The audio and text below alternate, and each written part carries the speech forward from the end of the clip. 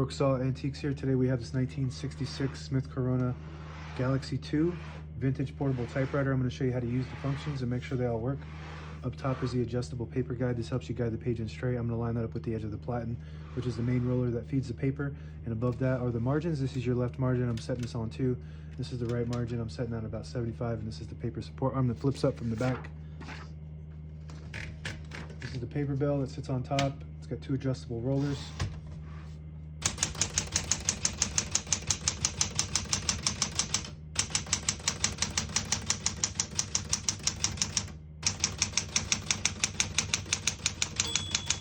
Once you hear the bell, you're at the end of the margin. Hit this line space, gets you back to the beginning, and skips 1, 2, or 3 spaces. Right now we have it on single, but if you want double, you just flip that switch forward. It skips 2, 1 more, it skips 3. That works good. We're going to keep that on single and finish typing.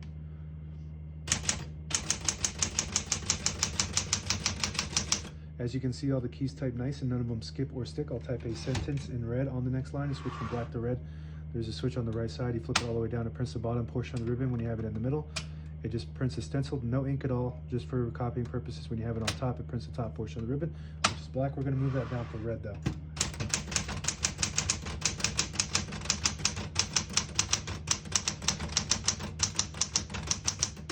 Very nice. This is a really reliable model. When you type on this thing, it just feels like nothing's going to jam up on you. It feels super smooth.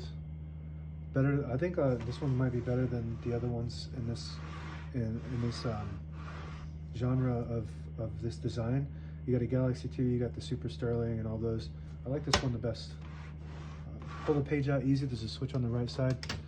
Flip it forward and it unlocks the rollers underneath the platen, allowing you to pull the page out easy or load thicker paper like carbon copy or cardstock.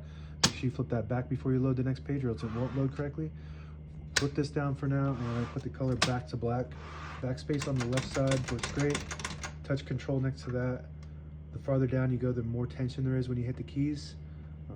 You do have to hit them harder for them to print. The farther up you go, the lower the tension is, low, medium, and high. So when you have it on low, you don't have to hit the keys as hard from the print. Shift on each side, shift lock on the left. To clear that, just hit the shift button again. Tab on the right side. Should have 1 tab set in the middle, so it stops at that spot. And we're gonna go ahead and clear that by hitting CL. And we shouldn't have any tabs, but I don't like to hit the tab button when there's no tabs, because as you can see, it'll go slamming all the way to the end, causing wear and tear on your typewriter. So I'm gonna set one right there in the middle again, so that way next time the tab button gets hit, it stops right there. MR is right below that. Margin release, you get to the end of the margin. There's a mechanism that blocks you from typing. You hit the MR, it allows you to go all the way to the end. That works good. So the hood slides to the front like that, and all the brand new ribbons loaded on the left side, so it's pulling to the right. If you want to switch that direction, this little lever behind the left spool, push it to the back and it'll pull to the left. Counterclockwise, push it to the front, it'll pull to the right. That's the way we want it to go. That looks good.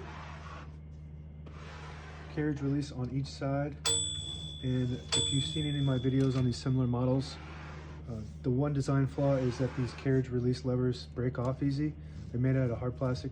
I mean, the design makes sense. They're really comfortable and easy to use with a lot of leverage, but they do break off a lot. So I do make, I designed and 3D printed this model here on the left side.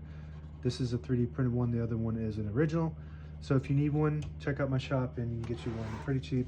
You can't buy the originals anymore, so that's the only way you can really get them. If you pull out this little lever on the inside of that knob, it'll disable the spacing so you can get to an exact spot on the page. You push it in and you get the clicks. Each one of those clicks is 1 space. And the same concept with this lever on the inside. You push this down, it disables the spacing. And you push it up, you get the clicks. And that's it. Now available on eBay or Etsy. Search Brooksaw Antiques.